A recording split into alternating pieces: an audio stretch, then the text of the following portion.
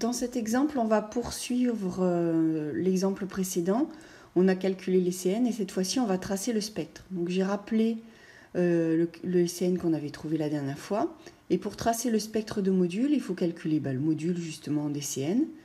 Donc le module d'exponentielle moins j nπ sur 3 fois 1 tiers de sinus cardinal nπ sur 3.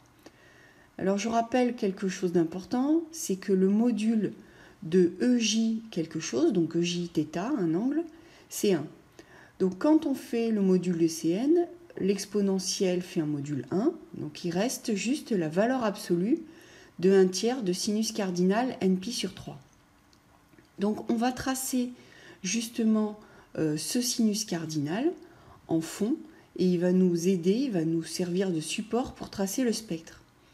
Donc on trace l'allure d'un sinus cardinal, pour l'instant avec aucun repère, et on va le rajouter au fur et à mesure. Donc je rappelle qu'en abscisse, ce sont des fréquences, et que les fréquences, ce sont des multiples de la fréquence du signal de départ. Donc on va d'abord rechercher quand est-ce que ce sinus cardinal s'annule. C'est quand n est un multiple de 3, puisqu'à ce moment-là, on a les sinus de pi. Et quand n vaut 3, ça correspond à 3 fois la fréquence du signal de départ, c'est-à-dire 6 Hz. Donc l'endroit où le sinus cardinal va toucher l'axe des abscisses, c'est tous les 6 Hz. Et il y aura une raie en 2 Hz et une autre en 4 Hz. Donc on n'a plus ensuite qu'à tracer, justement récupérer les valeurs sur la courbe du sinus cardinal et on a les valeurs du spectre. Donc on peut faire pareil évidemment de l'autre côté, en moins 2 puisqu'on trace un spectre bilatéral, et moins 4 et moins 6, etc.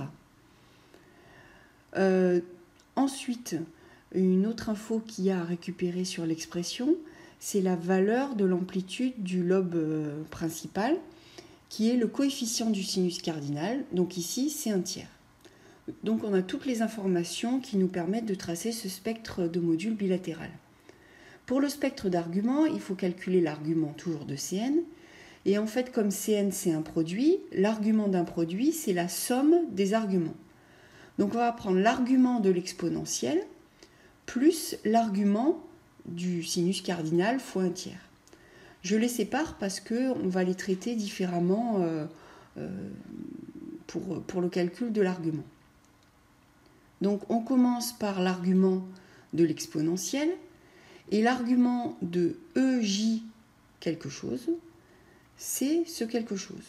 Donc l'argument de E moins J nπ sur 3, c'est moins nπ sur 3, sans le J évidemment.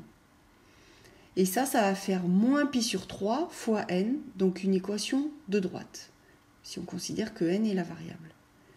Et l'argument de 1 tiers de sinus cardinal nπ sur 3, comme ce sont des réels, puisqu'il n'y a plus de J, l'argument des réels, c'est soit 0, soit pi ou moins pi. Alors c'est 0 quand le réel est positif, et pi ou moins pi quand le réel est négatif.